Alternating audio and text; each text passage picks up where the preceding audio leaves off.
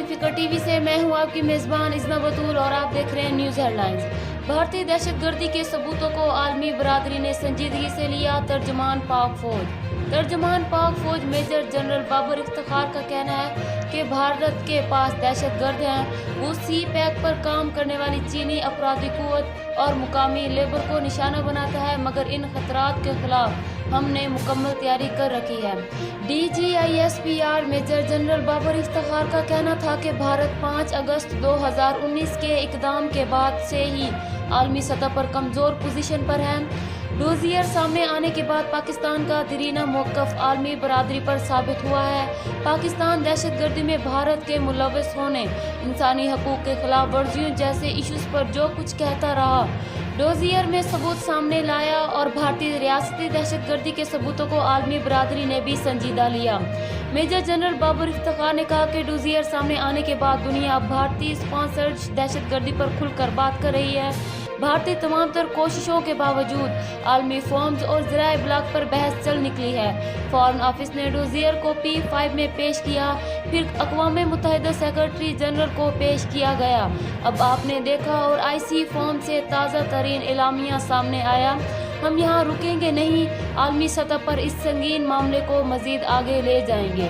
तर्जमान पाक फौज का कहना था कि हम अफगान क़यादत से इस मसले पर बात करते रहते हैं। एक बाकायदा मैकेनिज़्म मौजूद है, लेकिन वाज़ेह तौर पर बता दूं कि हम अफगान हुकूमत के इस्तिदादी मसाइल को तस्लीम करते हैं। इसलिए पाकिस्तान के खिलाफ अफगान सरजमीन इस्तेमाल होने पर अफगान हुकूमत को ज़्यादा इल्ज़ाम नहीं देते।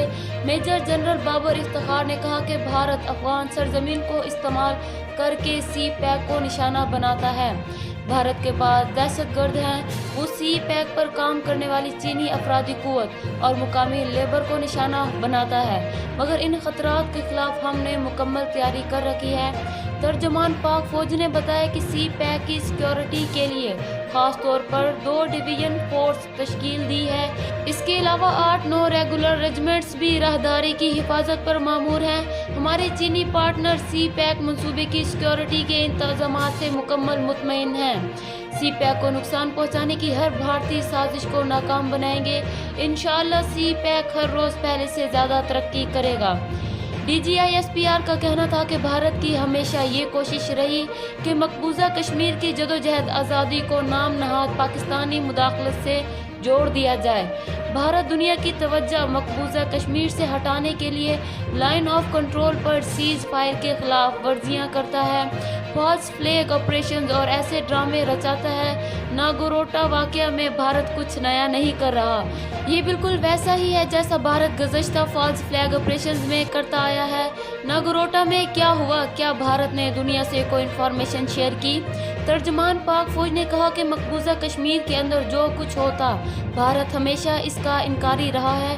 ये मुकम्मल तौर पर एक खुद मुख्तार जदोजहद आज़ादी है जो 70 साल से जारी है। ये मुमकिन नहीं कि सरहद पार से जाकर ऐसे वाक़यात हों। पाकिस्तान हमेशा हालात नॉर्मल करना चाहता है। हमें खित्ते की सूरत हाल को नॉर्मलाइज करने की ज़रूरत है।